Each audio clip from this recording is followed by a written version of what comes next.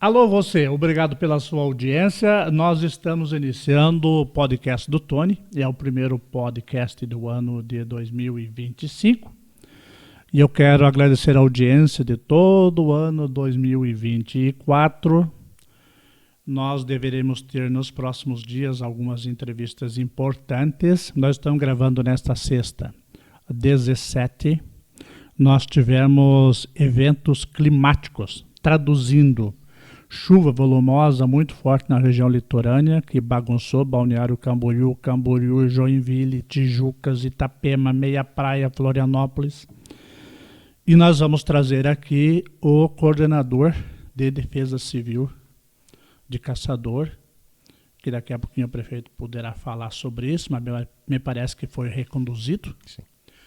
E nós vamos tratar também das questões climáticas da região de Caçador, porque nós aqui, de vez em quando, também acontecem alguns problemas que vamos ver como é que a Defesa Civil está resolvida, preparada para esse tipo de situação. Mas, enfim, conosco, já falei, prefeito reeleito Alencar Mendes, que já assumiu o segundo mandato, já estamos aí há 17 dias de um segundo mandato, mais propriamente o mandato do prefeito Alencar, porque o outro mandato, embora ele fosse o prefeito, ele recebeu uma situação do ex-prefeito Saulo, que foi o prefeito eleito, que renunciou para concorrer a deputado, e o prefeito Alencar concluiu um mandato iniciado pelo prefeito Saulo. Hoje ele está no mandato propriamente do prefeito Alencar.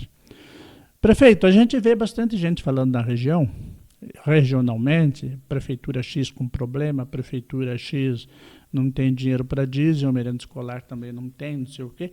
Por outro lado, o ex-prefeito Borgen Videz, que entregou a prefeitura com 111 milhões em caixa. Maravilha, né?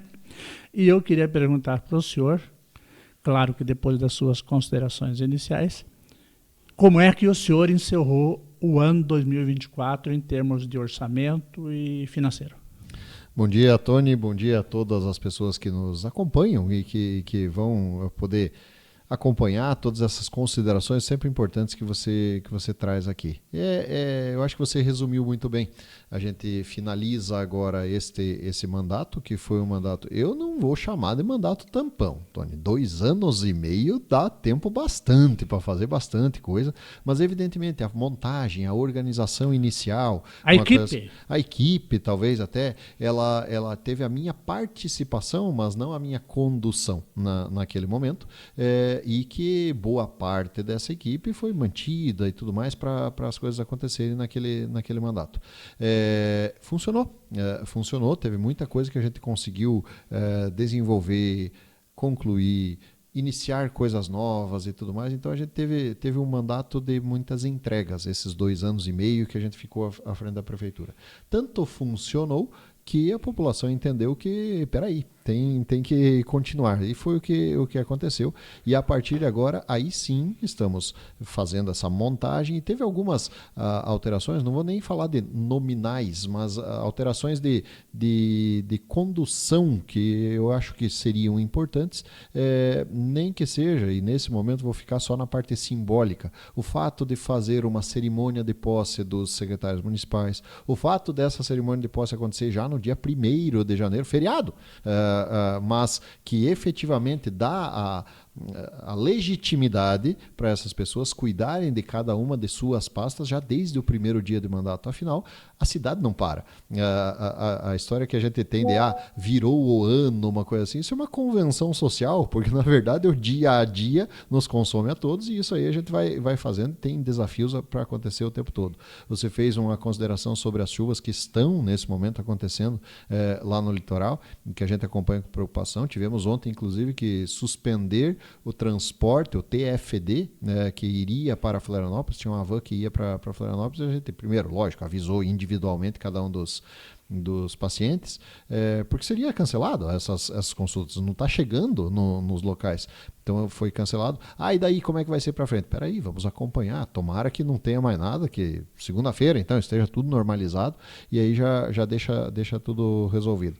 Tivemos aqui em Caçador exatamente na virada do ano, no dia 31, tivemos uma chuva muito forte, muito intensa realmente. Acho que, se não me engano, foram coisa de 40 milímetros em 20 minutos, então é muita coisa mesmo. Com a situação de que não adianta, não há condição humanamente possível para você fazer uma previsão desse tipo de coisa, de você se defender de uma coisa tão intensa assim. Mas a gente conseguiu reduzir muito o dano. Ainda tem coisas para a gente fazer, evidentemente, sempre vai ter, mas eu acho que a gente conseguiu muito bem se preparar para isso. Questão de galerias, a questão de tubulações e tudo mais, manutenção de boca de lobo, isso aí estava bem conduzido.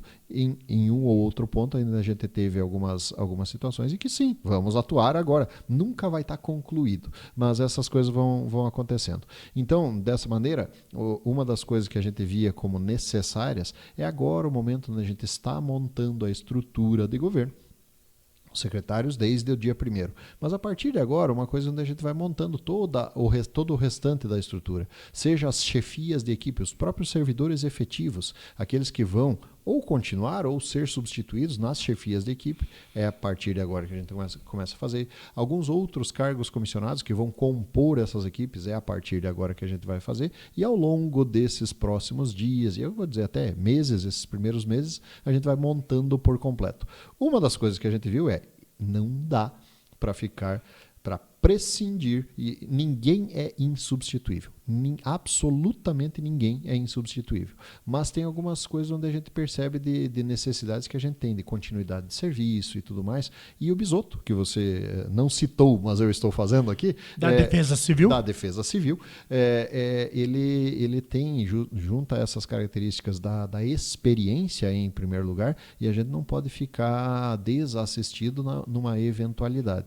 Então sim, o Bisotto já está, é diferente da maioria dos outros cargos comissionados que a gente tem, mas o Bisotto já está reconduzido à sua função, fazendo com que a gente esteja pronto, preparado. Não que dependa só de uma pessoa, é todo um conjunto. Na verdade, o nosso Conselho de Defesa Civil ele é composto, inclusive, por membros externos à Prefeitura. Mas não adianta, é a Prefeitura quem lidera esse processo. De guerra, bombeiro, e a própria polícia. Sociedade civil organizada, desde CDL e Rotary e tudo mais, e todos os clubes de serviço, fazendo parte desse processo, mas precisa dessa liderança a partir da Prefeitura, e as próprias estruturas das secretarias passaram por algumas mudanças, então é necessário que você tenha a renovação, mas com a responsabilidade da continuidade para as coisas acontecer. Acho que isso a gente já conseguiu equacionar. Prefeito, a gente acompanhou com a devida distância a formação do secretariado, com as especulações que nós da imprensa fizemos e que todo lugar tem, mas eu queria ouvir do senhor como é que foi essa costura para formar o secretariado. A costura ela é sempre complexa, né? Porque ela envolve várias... Na verdade, a política como um todo, ela é a conciliação, a arte de uma conciliação de interesses. Os interesses que evidentemente existem, os interesses individuais, particulares e tudo mais, eu quero dizer, de expectativas ou coisa assim, não é para benefício próprio, isso está fora, mas as expectativas de alçar algum cargo, algum posto, algum destaque, até com objetivos futuros, faz parte esse tipo de coisa, junto com aquilo que a gente tem que fazer de oferecer resultado agora. Não adianta eu pensar no futuro se o presente não tiver cuidado. Então, são coisas onde a gente conseguiu, eu acredito que conseguimos conciliar esses interesses na montagem do secretariado, junto com os partidos políticos, junto com aquilo que a gente entende de necessidades e, evidentemente, nós somos um governo de continuidade.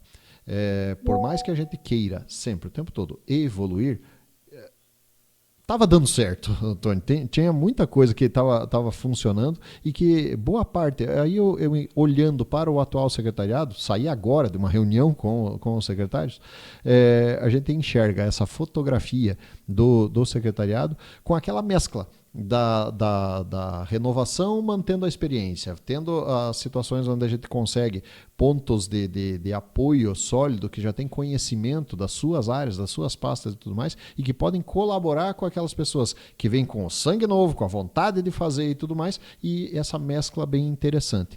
Eu acho que a gente conseguiu fazer muito bem. Todos, absolutamente todas as pessoas que fazem parte do nosso governo, elas estão lá como uma oportunidade. e não como uma garantia. Todo mundo tem meta para cumprir, todo mundo tem situações para fazer. Eu não vou dizer que em 17 dias você já sabe dizer como é que está indo o cumprimento das metas ou alguma coisa assim. Mas a impressão inicial que eu tenho com o conjunto de secretariados, e tive a oportunidade de falar isso hoje pela manhã, é boa. É sinal de que as coisas estão organizadas ou se organizando. As equipes ainda não estão compostas, mas mesmo assim a gente vem já desenvolvendo trabalhos. Lógico que tem coisa que é mais devagar. Esse é um momento onde, por exemplo, não tem criança na escola. Então, estamos em férias escolares, então, a educação está mais devagar do que seria normal. Montagem, equipe, secretaria e tudo mais. Daqui a pouco começamos a falar com as direções escolares, daqui a pouco é os próprios professores e daqui a pouco tem criança mesmo ali para a gente cuidar. Mas tem coisa que não para. O atendimento de saúde, o posto de saúde, a UPA e tudo mais, tem coisa que absolutamente não para, às vezes até aumenta nesse momento, e que essa sim já tem que estar funcionando a pleno vapor, mesmo não tendo todas as peças para funcionar. Então isso eu vejo que está acontecendo legal, e agora é aquela situação. O dia a dia vai comprovando o que a gente tem. Inclusive, estamos e vamos fazer, coloco aqui em primeira mão uma situação, não é só por... E isso eu falava até durante campanha eleitoral. Nós fizemos uma campanha onde a gente colocou lá e falou muito sobre caçador ainda melhor.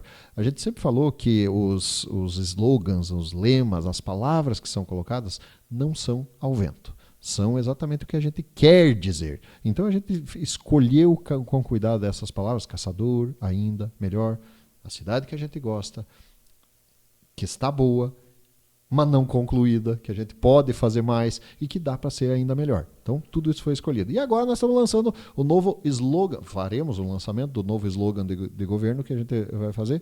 Exatamente isso. Cuidar do presente, transformar o futuro. É o que nos move. Não vou esquecer do dia a dia, mas eu sei que tem um objetivo maior lá na frente. Prefeito, o senhor falou ali da estrutura, digamos assim, de segundo escalão. Tecnicamente as pessoas chamam dos CCs lá, os coordenadores, diretores, etc.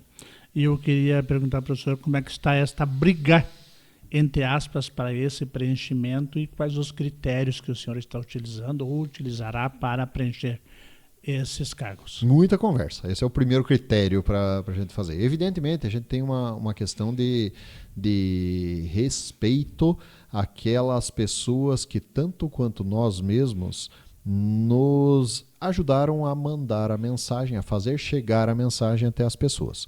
Partidos políticos, pessoas que puderam fazer esse processo, também tem, e essa é a tal da conciliação de interesses, que não são privados, mas podem ser individuais, no sentido de colaborar com o coletivo. Que também precisam estar presentes, ter a sua contribuição a fazer ao governo, à cidade de Caçador. Então isso existe. Existe algumas dificuldades aparecem nesse caminho. Às vezes você tem a necessidade de uma pessoa com um tipo de formação ou com uma técnica, aptidão para tal área, para alguma coisa assim, e propriamente não existe nos quadros do partido isso. Então isso agora é uma questão de ajuste, de conversas que a gente vai fazendo, e por isso, já a partir de segunda-feira, tem algumas coisas até que fugiram a essa regra. Tem coisas que a gente ficou sem, esse era justamente o objetivo, ficar sem. Isso dói, porque tem caras onde a gente, infelizmente, é o caso da Prefeitura de Caçador, a nossa organização, e tem reforma administrativa para vir aí também, para a gente conseguir solucionar algumas coisas desse tipo. Tem muitas coisas na Prefeitura de Caçador onde a gente é muito dependente de cargos comissionados para fazer funções administrativas.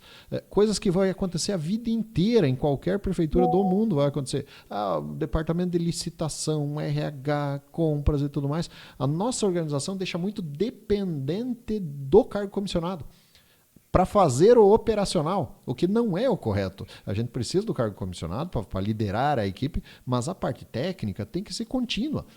Então a reforma administrativa também vem nesse sentido, para corrigir essas coisas que ao longo do tempo, as coisas da organização da administração precisam ser volta e meia revistas para melhorar aquilo que já dá certo e consertar aquilo que não dá tanto assim por causa da organização. Então isso tem, e essa conciliação de interesses, no caso dos cargos comissionados, ela está se equacionando, ainda não em 100%, digo para você realmente, mas uma coisa onde já começa a ter um desenho. E agora a gente vai começar, a partir de já de segunda-feira, a determinar essas pessoas em tal e tal área, não todas, ainda há um período de adaptação e verificação se realmente é assim, se realmente é necessário a existência deste cargo, se a gente precisa talvez deste mesma área em outra secretaria ou alguma coisa desse jeito assim. Então ainda uma questão de montagem. É o momento de fazer a montagem, a adequação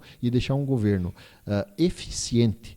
Eu não vou falar a palavra enxuto, não é o caso. Nós não temos a obrigação de ser enxuto, nós temos a obrigação de ser eficiente. Se eu tenho que ter para uma área funcionar bem X número de pessoas ou tal formação de pessoas, coisa assim, desde que funcione bem, desde que traga resultado, tá joia. Sem inchaço, mas uma situação onde ele possa estar adequado às nossas necessidades de uma maneira onde a gente consiga oferecer o melhor serviço.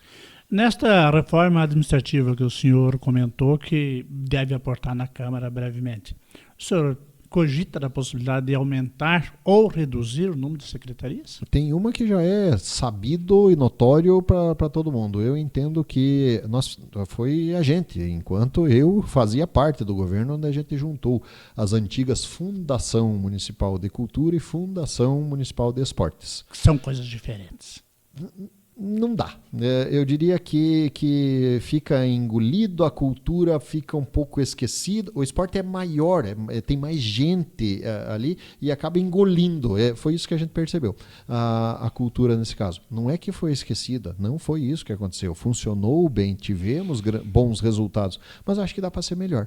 Então isso já é público e notório que eu gostaria de criar a Secretaria Municipal de Cultura. E aí você falou muito em fundação e coisa desse jeito, mas não, nós não temos a obrigatoriedade para obter recursos externos. Você não tem obrigatoriamente de ser fundação, porque essa seria a grande vantagem. Você tem que ter fundo, isso sim. Uma questão contábil. A obrigação é fundo e conselho. Fundo e conselho.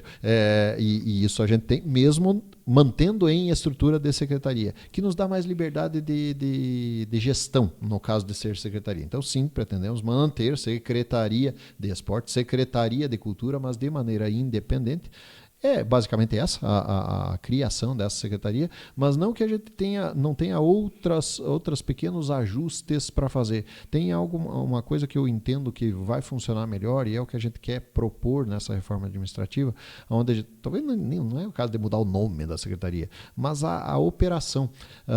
Nós temos, por exemplo, maquinário da prefeitura, nós temos ele em duas secretarias. Existe maquinário da prefeitura na Secretaria de Agricultura e maquinário da prefeitura na Secretaria de Infraestrutura. O que acontece? Volte e meia, preciso emprestar a prancha para levar não sei aonde, tem que pegar no não sei o que, agora não pode e tal.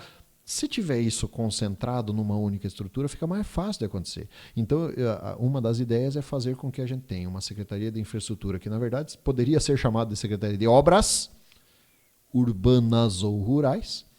E aí a gente conseguir fazer, talvez até com diretoria de serviços urbanos, diretoria de serviços rurais, mas dentro da Secretaria de Infraestrutura. E a Secretaria de Agricultura passar a ser uma Secretaria de Desenvolvimento Rural, Fomento à Agricultura, alguma coisa que a gente possa... De desenvolvimento de políticas para a agricultura e pecuária. Exato. Sem esquecer que um dos grandes aspectos da nossa Secretaria de Agricultura é a absorção que ela fez lá atrás da antiga Fundema, que é a questão do meio ambiente e regulação com o contrato de BRK, regulação da Meio Oeste, o cuidado com os nossos cemitérios, tanta coisa, as ambientais que existem, que fazem parte do rol de atribuições da Secretaria, que serviço não vai faltar. Bom, o senhor comentou ali sobre a, entre aspas, dificuldade de às vezes encontrar o técnico correto para uma função, e eu quero abrir um parênteses aqui para dizer que tenho conhecimento que muitas prefeituras da região estão sofrendo bastante com isso. Por quê? Porque hoje não é fácil você encontrar na região uma pessoa que domine licitação e contratos. Não é fácil você encontrar na região contadores, Caçador tem, mas tem município na região que está com essa dificuldade. E, além do mais, por que não é fácil encontrar? Porque, aqui é a avaliação minha, tá, Tony? As faculdades, na minha opinião, falham em formar um administrador sem adentrar na administração pública. Sim. Formar um contador sem adentrar com maior profundidade na contabilidade pública, que é completamente diferente da contabilidade privada. Então, esse é um dos problemas. O outro problema, você que está aí me acompanha, é salário. Por exemplo, vou pegar o exemplo aqui, Timbó Grande. Como é que você pega um contador de Lebon Regis para ir fazer 40 horas em Timbó Grande com um salário de R$6.000? Ele vai gastar 2,5 em viagem, gasolina, carro e comida. Ele vai trabalhar por 3.500 e tanto. Então, essa é uma das dificuldades. Mas também sei que os prefeitos estão ali espremidos. Se mandar um projeto de lei para a Câmara para aumentar um salário, também a população pula em cima e não quer saber porque aumenta de gasto e tal. Então, é uma questão realmente complicada. Bom, mas prefeito, eu quero ir um pouquinho ali para a política. Primeiro, a política interna. Na Câmara Municipal, o presidente da Câmara é um vereador eleito pela base do seu governo, mas um vereador não votou com a base. Pelo contrário, foi candidato a presidente em oposição. O senhor teve atuação nessa formação, nessa discussão para a eleição da Câmara? Qual foi a sua participação nessa situação da Câmara? Estava plenamente informado de todas as conversas que estavam acontecendo, mas não interferi. É um poder independente, eu acho que a gente tem a situação. Eu só coloco uma questão sobre a tua afirmação inicial. Nós tivemos 2 candidatos eleitos pela base do governo, 2 candidatos. Nós tivemos 2 candidatos da situação. A presidência da Câmara, o que não necessariamente significa que, de repente, então, virou oposição. Não, todos legitimamente têm o direito de pleitear uma coisa assim. Tinha uma conversa que aconteceu entre 13 votos, acabaram conseguindo 8 votos, pronto, a maioria está resolvida a situação. Mas eu tenho plena confiança que nós temos vereadores capacitados e que podem e que têm esta missão, e isso independente do partido político, e que tem essa missão, essa noção de que nós temos uma cidade para cuidar. A Câmara de Vereadores não executa procedimentos, não executa obras ou qualquer ações em relação a isso, mas ela é extremamente fundamental para fazer com que essa harmonia se reflita em resultados para a comunidade. Quando a gente se desgasta, perde tempo, na verdade, com picuinhas, a gente tem dificuldade para as coisas importantes poderem acontecer. Então eu tenho muita confiança, já fiz uma conversa individual com cada um dos vereadores, antes e depois da posse, antes e depois da eleição para a presidência da Câmara. Não me meti na questão da eleição da presidência da Câmara, mas uma coisa onde, pronto, temos um presidente escolhido, temos uma mesa diretora escolhida, temos as comissões já, não é oficializadas, mas eu já sei que já houve as conversas que será oficializada agora no mês de fevereiro.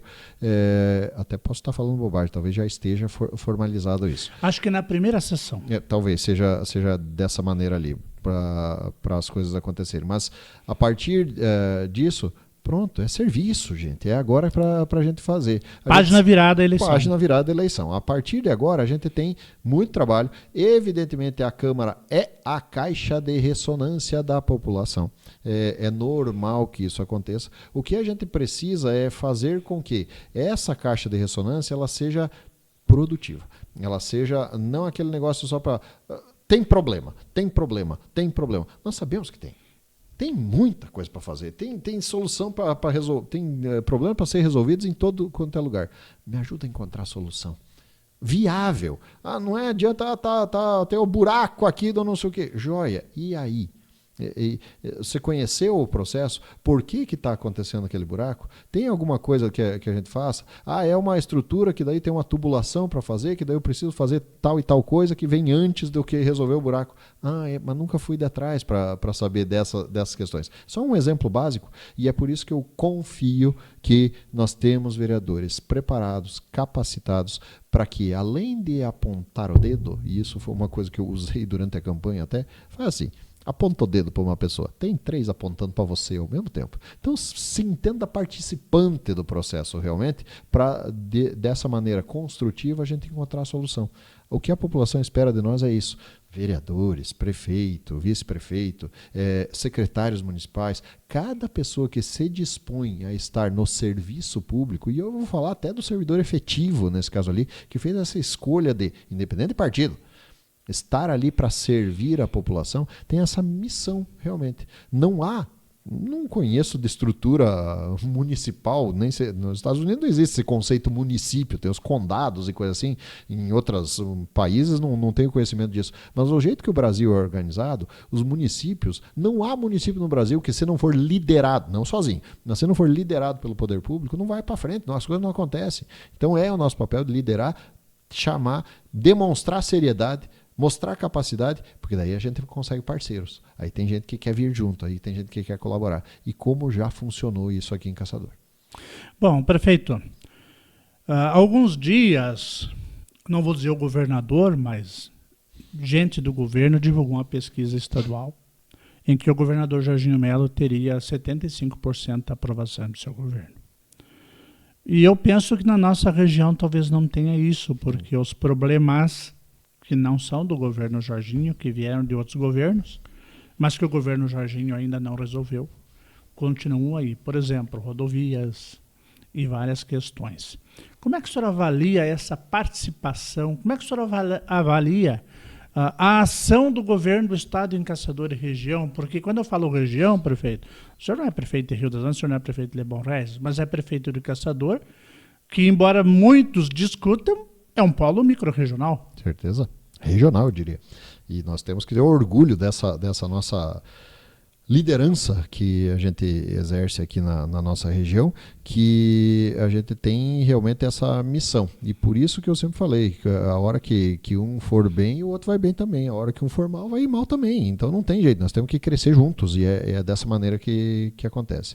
Eu compartilhei essa informação nas minhas redes sociais de que o governador tem a aprovação, coisa assim, porque são dados realmente de pesquisa séria, feita pelo governo do estado, não individualizada por região ou alguma coisa assim, mas são dados que existem ali, por isso qualquer informação, essa é a minha responsabilidade, assim como cada pessoa tem a sua, vocês jornalistas muito maior, porque aí é a questão de levar a informação com credibilidade para as pessoas, mas cada pessoa tem a informação tem a responsabilidade por aquilo que divulga, por aquilo que coloca, por aquilo que fala. Uma vez era, você é dono da palavra até que ela está dentro da tua boca, da hora que saiu ela é do mundo.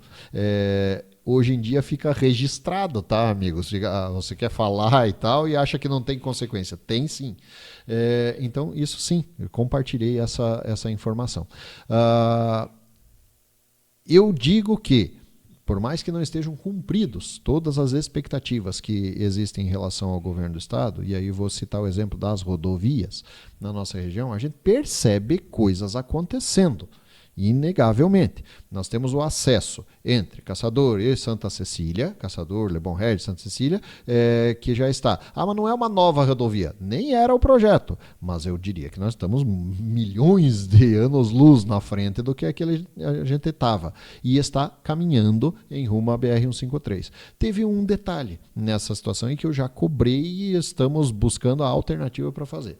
Nós temos um trecho da SC-350 que vai lá desde a frente da Maxiplast, mais ou menos, até a entrada do Cará, onde é um trecho municipalizado da SC 350. Há muito tempo foi feito isso. E qual era o objetivo da municipalização?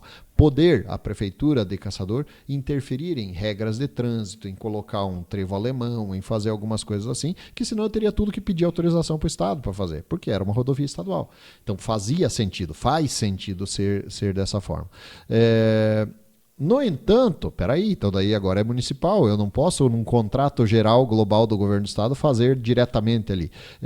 Mas foi combinado. Isso eu combinei com o governador diretamente, com o secretário adjunto Ricardo Grando, em março do ano passado, aqui em Caçador, durante a Expo Caçador, onde foi visto a condição da Honorino Moro, a subida atrás da Sincol e coisas desse jeito assim. A subida da Sincol tá complicada. Principalmente em descida, aquele pedaço ali. E foi combinado naquele momento onde esqueça, isso vai incluir no pacote da reforma que está sendo feita. Mas pulou essa parte? Exatamente pela condição jurídica que tem. As máquinas, os serviços, a empresa já está mais para frente daqui, mas já está combinado, vai voltar. Eles só estão encontrando a maneira jurídica que vai ser ou o município momentaneamente devolve ao Estado, e aí pronto, está resolvida a situação, eles conseguem operacionalizar isso, ou de uma maneira que faz talvez um aditivo no próprio contrato da empresa, para fazer com que esse trecho ainda municipal possa ser feito, executado pela empresa. É o primeiro passo. Por exemplo, essa subida atrás da 5O, o nosso grande projeto, aquilo uma vez foi uma perimetral, não é mais. Nós temos cidade, não posso chamar mais de perimetral. É uma grande avenida, digamos assim, que a gente tem no meio da cidade, no meio de 2 bairros, uma coisa desse jeito assim. Mas falta urbanização para que isso efetivamente aconteça. Nós já temos entrada e saída de veículos, de movimento de pedestres nesse lugar ali, numa condição sem iluminação, sem calçada, e tudo mais, no meio de uma rodovia, que não é mais uma rodovia. Então, começa pela pavimentação e aí entra a nossa parte. Aí é a questão de a gente fazer a urbanização realmente desse local, que vai passar basicamente por esses trabalhos. Iluminação pública, isso é imprescindível, e a questão dos passeios, aonde for responsabilidade da prefeitura, onde for um terreno público, é nós que temos que fazer. Aonde for um terreno privado, é nós que temos que cobrar para que o proprietário faça. O senhor participou, pelo menos rapidamente, eu estava presente naquela reunião encabeçada pela Associação Comercial, pela SIC, sobre aquele acesso pavimentado via quilômetro 17 da SCC 350? Eu acho que não é 350, nem 350. Nem mas a rodovia é a 459 inicialmente, 459, depois vai pegar 120 lá em Timbó Grande. Isso. E o ENSC, o maior grupo de comunicação de Santa Catarina, lançou há alguns dias um dado, uma compilação de que isso custa 350 milhões de reais. Daí tem as várias considerações, gente dizendo que isso é sonho, gente dizendo que isso aí vai eleger uns 4, 5 prefeitos em cima dessa demanda, etc, etc, etc. Da necessidade não vamos falar. Uhum.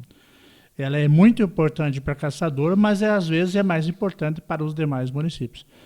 Como é que o senhor vê esse encaminhamento? Cobalcini já disse que está fazendo uma emenda de 3 milhões e meio para o projeto executivo. Mas 350 milhões é um volume considerável. Eu não sou ninguém para dizer de números e coisa assim. Eu sei do que a gente faz aqui, Tony. Você tem a consideração de distância, e você tem uma média de valores do que a gente faz. Isso é diferente para cada situação. 110 quilômetros, a gente faz, quando a gente executa aqui, Prefeitura Municipal de Caçador, uma rua que é diferente de uma rodovia. A gente tem um custo mais ou menos de R$1 milhão por quilômetro de rodovia asfaltada. Nós fizemos barro zero, nós sabemos de cor salteado essa situação ali, aonde eu tinha uma rua de 100 metros e eu gastava R$100 mil, ponto. Desde tubulação, base, subbase e tal, para daí chegar no asfalto. Uma rodovia é diferente, tem uma largura maior. Tem as pontes. Tem as bases diferentes e tudo mais e tal.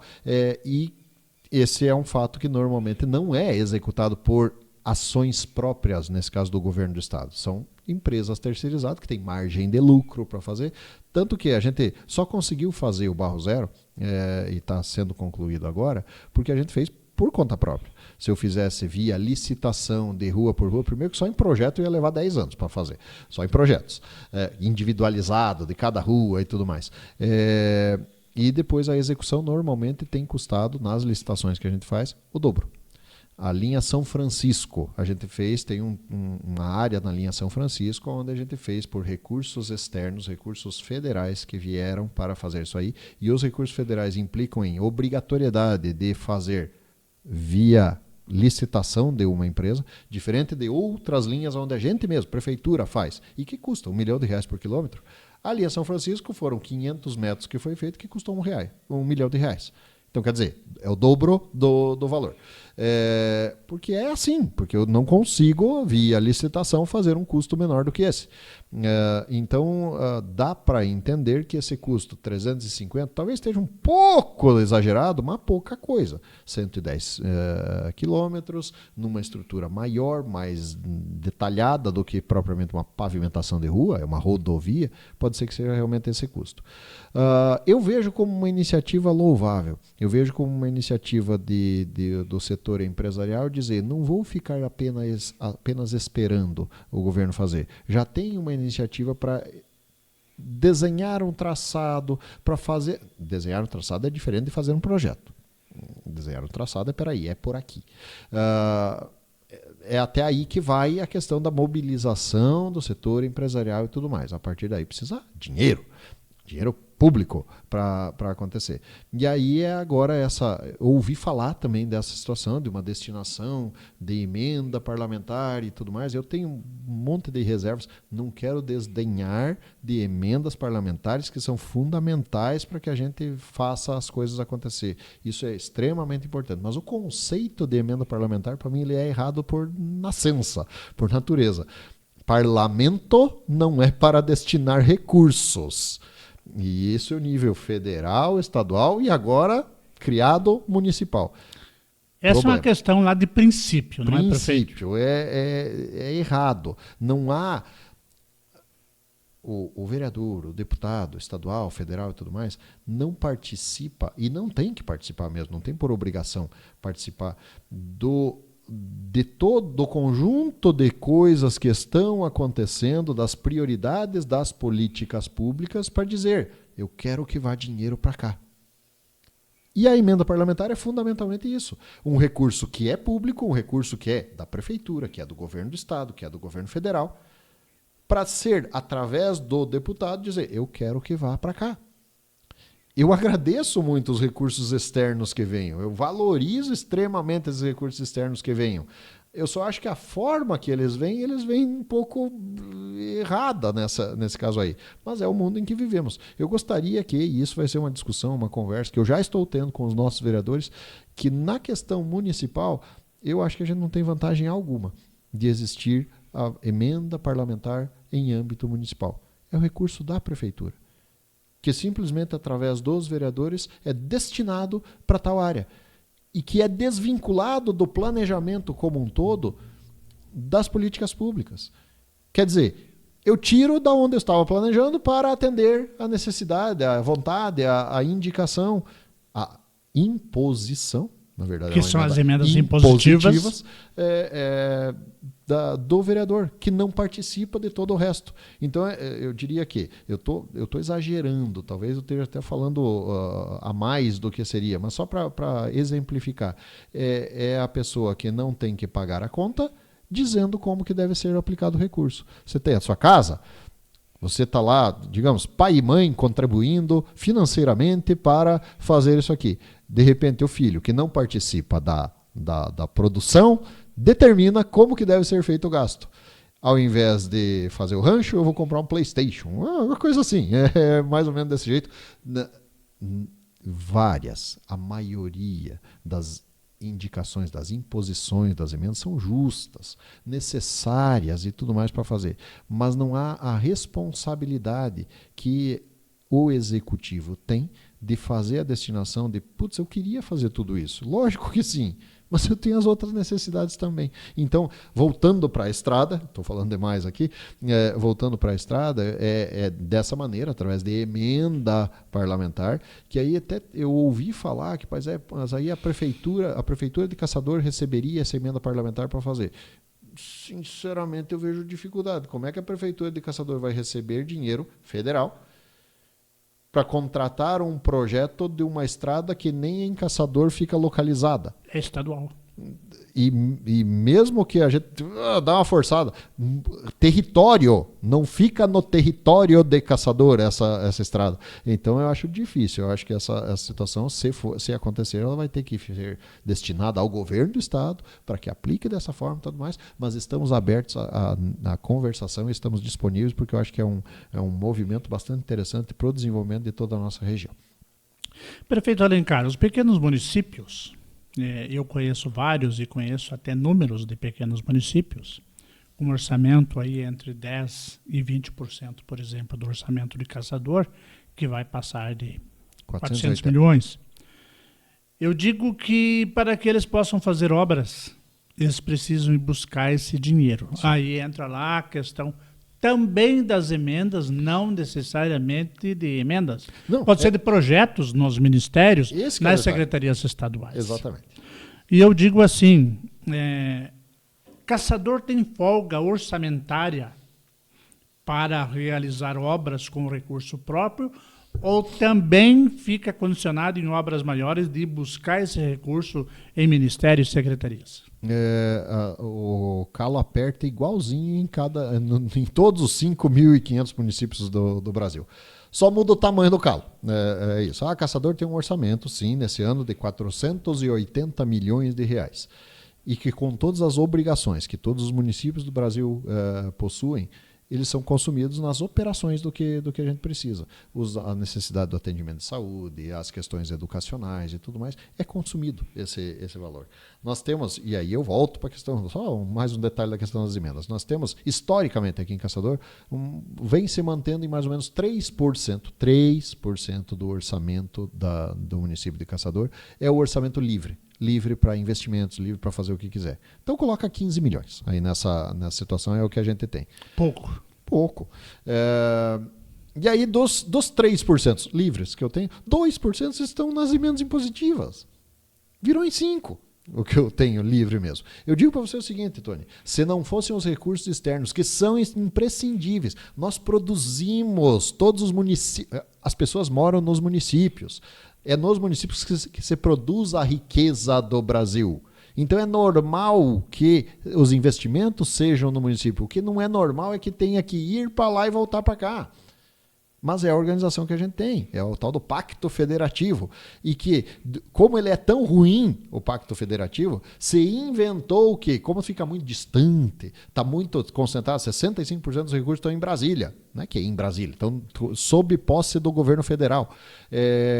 E como é difícil de acessar, tem um projeto, tem uma burocracia, tem um negócio assim, por isso se inventou a emenda parlamentar, para que o parlamentar pudesse destinar, como é grande o recurso, peraí, deixa ser lembrado lá também, uma coisa desse jeito. Era só não ir que a gente aplicava melhor esse recurso. Mas aí tem uma grande discussão, principalmente em Congresso Nacional, para que isso aconteça. Então, o que eu digo não é que não seja necessário recursos externos, é só o conceito da emenda. É só que deveria ser uma coisa onde o próprio governo federal fizesse o investimento e talvez não tivesse tanto concentração de recursos para que pudesse ficar mais no município que a gente poderia aplicar melhor. Só esse o conceito. Mas o que a gente tem de realidade aqui em Caçador é que, se não fossem os recursos externos vindo da maneira que viesse, do governo do estado, do governo federal ou por emendas parlamentares, e se não fosse o processo de financiamento que a gente fez aqui em Caçador, que está endividando o município. Gente, eu estou executando o desenvolvimento que Caçador levaria 50 anos para fazer, eu consigo fazer em um tempo muito menor porque eu fiz financiamento para isso.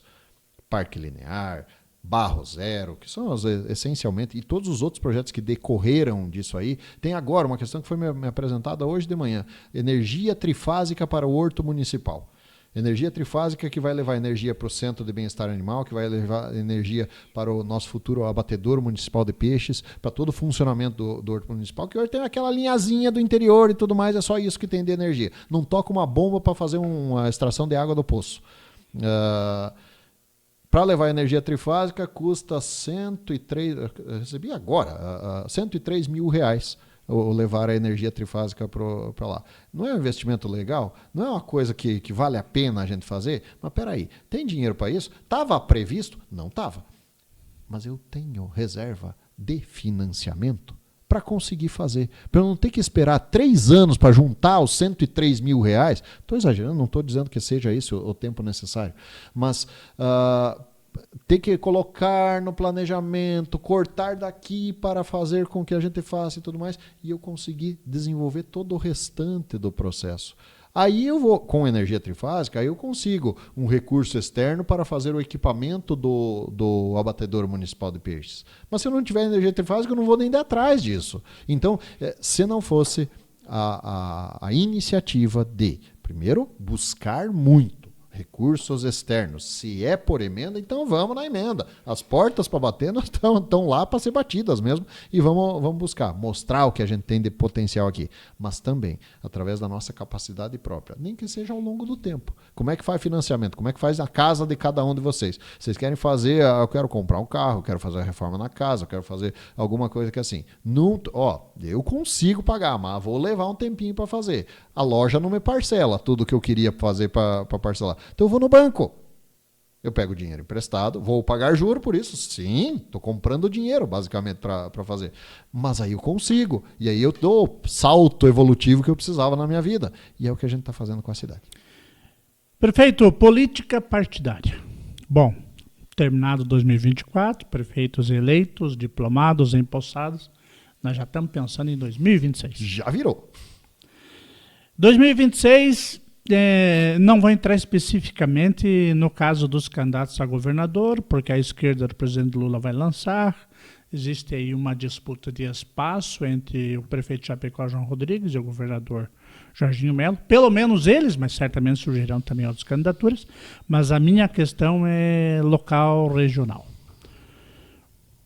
A gente sabe por comentários populares, ele não falou, e não sei se também o senhor entraria, que o prefeito Saulo, como tantas outras lideranças políticas de Santa Catarina, estão na fase de números, calculadora na mão, e vendo por onde ficaria, em tese, mais fácil se eleger. Num partido grande, PL, PSD, União Brasil, MDB, ou se um partido menor por causa da questão da legenda. O prefeito Saulo, ex-prefeito Saulo, está hoje no PSDB e, dito por populares, pensa numa saída.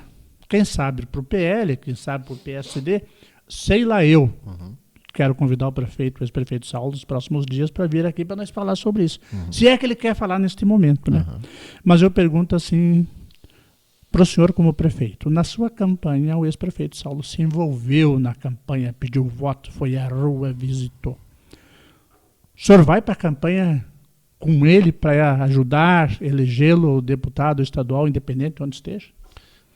Vamos por partes. Eu queria começar a resposta dizendo sim, sem dúvida, de peito aberto. Então, dito isso, deixa eu voltar um pouquinho aí na situação. Só um breve comentário sobre a questão estadual, governo do estado e tudo mais. Eu acho que há sim essa questão de uma busca por espaços e tudo mais, mas eu enxergo, a minha leitura é que há uma enorme tendência de unificação e que nós tenhamos, sim, haverá uma disputa natural de um posicionamento mais alinhado ao presidente da República, ao Lula, e uma disputa natural dos elementos ditos de direita e que vai se concentrar ao redor do governador Jorginho Melo na busca pela reeleição. Essa é a minha leitura do que eu faço. Na questão regional, eu sinto o quanto nós estamos carentes, sentindo falta de uma representatividade estadual.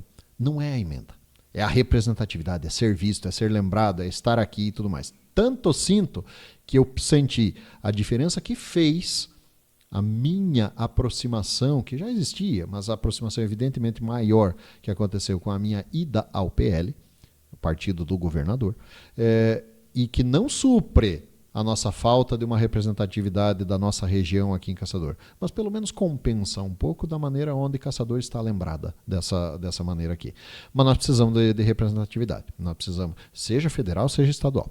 Falando sobre a representatividade estadual, que nós temos que ter, regional aqui, não é apenas Caçador, é toda a nossa região que tem que estar representada, que tem que se unir em torno de um projeto viável.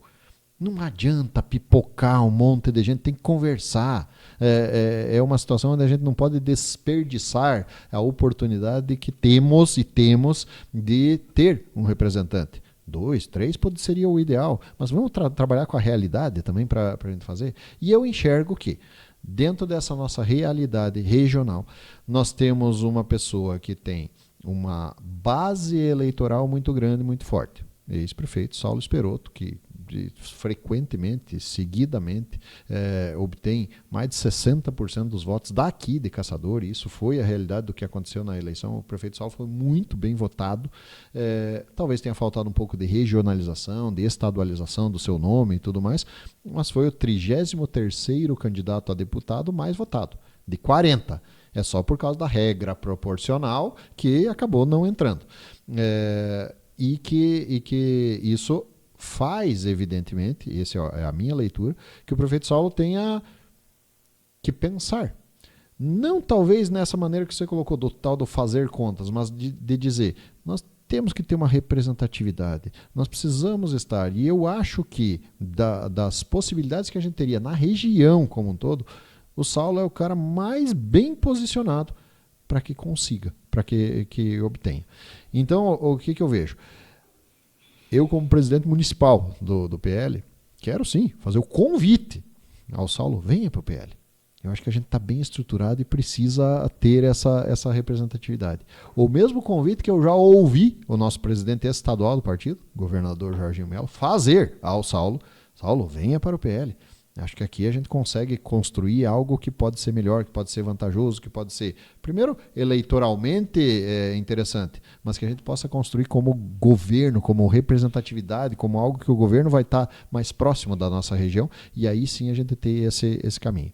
Eu acho que é o caminho, mas eu estou falando por mim, não por ele, de que acabe acontecendo e que aí a gente possa, dentro dessa conjuntura, e aí eu diria, para mim fica muito bom. Eu, do PL, tenho um candidato viável, forte, regional, que dá orgulho, não é aquele que dá vergonha, que você tem que se esconder, é o cara que dá orgulho de você ir pedir voto no PL para fazer todo esse trabalho regional, e eu acho que a gente tem muito a ganhar com isso. Então é uma situação onde, como você falou, nós temos... a política vive assim, isso não pode interferir no nosso trabalho. Nós temos que cuidar da cidade, ponto. Mas a política já está pensando em 2026, não em 2028, tá? É só depois de 2026 que você pensa em 2028. Mas em 2026 nós já estamos, sim, o mundo político já está pensando, se organizando para fazer essas composições que envolvem a majoritária, que envolve o governo do estado, esse tipo de situação, até o Senado, nesse caso, com duas vagas nesse momento nessa história. Vamos, em algum momento, falar sobre presidência da República também, mas, essencialmente, nós temos que olhar nessa questão da representatividade, que é essa a essência do parlamento. Ter alguém que eu possa dizer, é o cara que eu confiei, é o cara que eu tenho. Enquanto a gente não chega no sonho do voto distrital, que eu acredito ser o melhor sistema, do jeito que a gente está, a gente precisa trabalhar com o que a gente tem e fazer com que, eu acho que o Saulo é a pessoa mais bem qualificada, capacitada, com densidade eleitoral, para que a gente possa ter o nosso representante. Prefeito Alencar, nós estamos chegando ao final da nossa conversa, do nosso bate-papo aqui no podcast do Tony. E está aberto o espaço para o senhor fazer as suas considerações finais. Aqui a gente gosta de falar bastante, né? Então aí já vai longe. Mas muito obrigado pela oportunidade. É sempre bom, sempre produtivo. Sabe, às vezes que eu me sinto nessas conversas com você, algumas coisas que a gente passa o dia todo pensando, mas não verbaliza. E aqui eu me sinto à vontade a ponto de verbalizar e a gente poder fazer esses comentários que exatamente expressam a nossa forma de pensar. Nesse caso, nós podemos fazer um pouquinho da nossa forma de pensar e as nossas ações também, aquilo que a gente tá fazendo. O que eu quero dizer para você, e que eu sei que dizendo para você eu alcanço a todas as pessoas que estão nos assistindo ou que vão ter acesso ao conteúdo do que a gente tem aqui, é que contem comigo.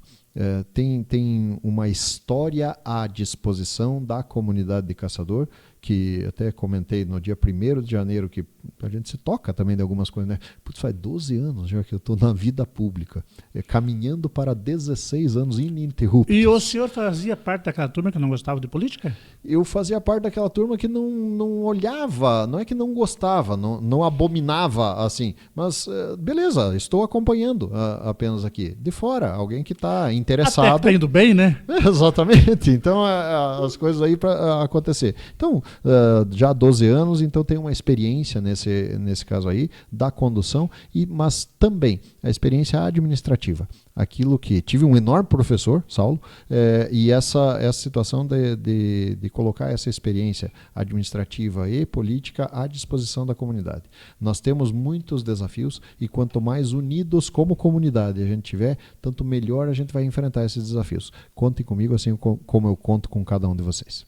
Dizer que nós mudamos o nosso sistema do site em novembro, sofremos muito, tivemos queda do site 2, 3 vezes, porque a migração, vamos traduzir, você trocar de plataforma no site é uma coisa muito complicada, porque o que funcionava de repente passa a não funcionar mais. Então nós tivemos queda de site, tivemos queda de provedor, mas agora estabilizou. E bastante trabalho, mas com a graça de Deus, triplicamos o nosso número de acessos no site. Orgânico, sem pagar as redes sociais. Isso nos encoraja a prosseguir. Então, 2025 será um ano de bastante trabalho com agora a ECC, com o podcast do Tony. Claro que a gente faz alguns outros trabalhos, mas não especificamente de jornalismo. Obrigado, prefeito, obrigado pela confiança, por vir aqui neste início de 2025 falar conosco, comigo e com aquelas pessoas que nos assistem. Eu desejo ao senhor e à sua equipe uma boa gestão. E isso não é uma questão de nossa proximidade, mas é uma questão de que quando eu desejo que o senhor faça uma boa gestão, estou desejando que Caçador vá muito bem. Vá bem. Isso aí. E Caçador me adotou. Eu não sou caçadorense, eu sou um paranaense há 35 anos em Santa Catarina, mas eu adotei Caçador. E por isso eu torço para que Caçador vá muito bem. Agradeço a sua entrevista, agradeço a você que nos dá o prazer da audiência.